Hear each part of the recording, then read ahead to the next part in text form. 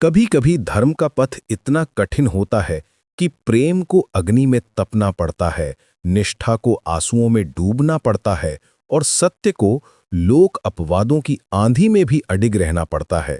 ये कथा उसी धर्म की है जिसने प्रेम को त्याग में रूपांतरित कर अमर कर दिया।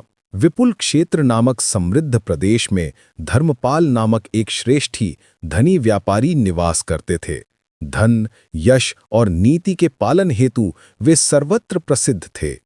उनकी धर्मपत्नी सुभद्रा रूप, गुण, विनम्रता और पति निष्ठा में अद्वितीय थीं। दोनों का संबंध ऐसा था मानो आत्मा और परमात्मा एकाकार हो गए हों।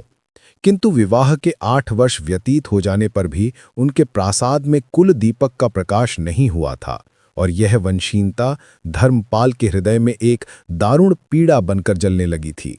एक रात्रि जब धर्मपाल निद्रा में थे, उन्हें स्वप्न में अपने पितामह के दर्शन हुए। माथे पर चिंता की रेखाएं, नेत्रों में तात्कालिकता की चमक और स्वर में गंभीर कंपन। पितामह ने कहा, वत्स धर्मपाल, हमारा वशिष्ठ वंश एक प्राचीन शाप से ग्रसित है। यदि आगामी 6 मासों में कुल उत्तराधिकारी का जन्म न हुआ तो हमारी कुल देवी का प्राण कलश खंडित हो जाएगा और वंश सदा के लिए विलुप्त हो जाएगा। ये वैभव, ये धन क्षण मात्र में भस्म हो जाएगा। स्मरण रखो, यह कर्म केवल कुल धर्म और शुद्ध संकल्प से प्रेरित होना चाहिए, वासना से नहीं।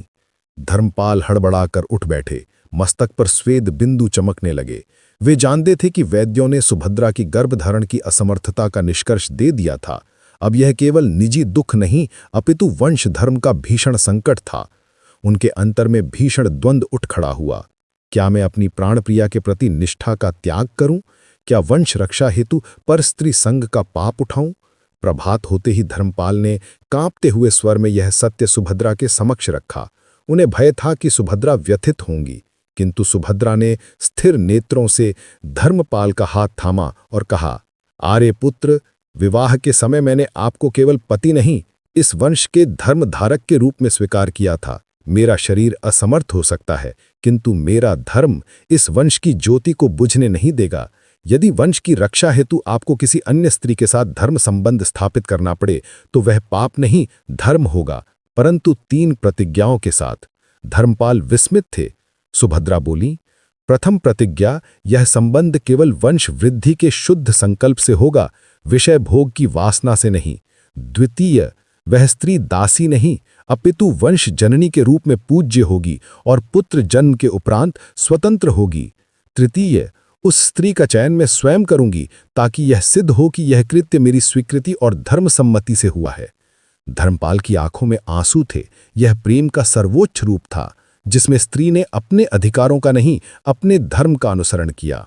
सुभद्रा ने नगर के आसपास खोज आरंभ की और अंततः मृणालिनी नामक एक विधवा स्त्री पर दृष्टि पड़ी। मृणालिनी निर्धन थी, परंतु चरित्र में निर्मल और कर्तव्यनिष्ठ।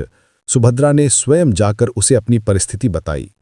मृणालिनी, यह लोक नहीं जानता, परंतु कुल की रक्षा हेतु मुझे तुम्हारी सहायता चाहिए।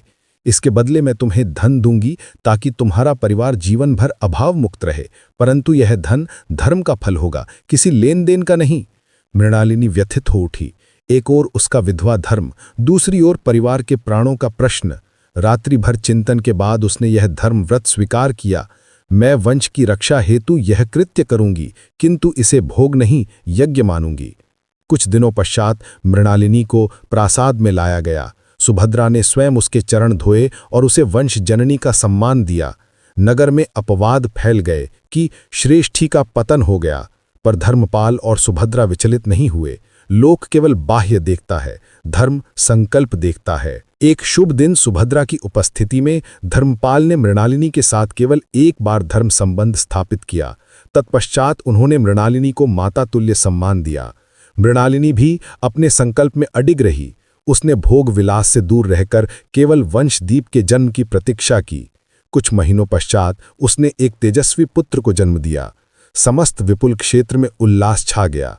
कुल देवी के मंदिर में दीपोत्सव मनाया गया। धर्मपाल के पिता ने प्रसन्न होकर कहा, वत्स, अब इस वंश जननी को अपनी द्वितीय पत्नी का स्थान दो। परंतु मृणालिनी ने विनम्र स्वर में उत्तर दिया, स्वामी, मेरा वचन पूर्ण हुआ। मैंने यह कार्य धर्म के लिए किया, ना कि सम्मान के लिए। मुझे अब मेरे परिवार के पास लौट जाने की अनुमति दीजिए। धर्मपाल ने सुभद्रा की ओर देखा। उनकी आंखें कृतज्ञता से भीगी थीं। सुभद्रा ने मृणालिनी को हृदय से लगाया और कहा, बहन, तुमने मुझे वो दिया जो मैं नहीं दे पाई। तुम्हारा त्याग इस वंश की नींव है। धर्मपाल ने सभा में घोषणा की, मृणालिनी मेरी पत्नी नहीं, इस वंश की पूज्य वंश जननी है। हमारा संबंध वासना का नहीं, धर्म का अनुबंध था। उन्होंने उसे संपत्ति का एक बड़ा भाग और सम्मान सहित विदा दी। प्रस्थान के पूर्व मृणालिनी ने कुल देवी के प्राण कलश की पूजा की। प्रकाश और शांति का संकेत फैल गया।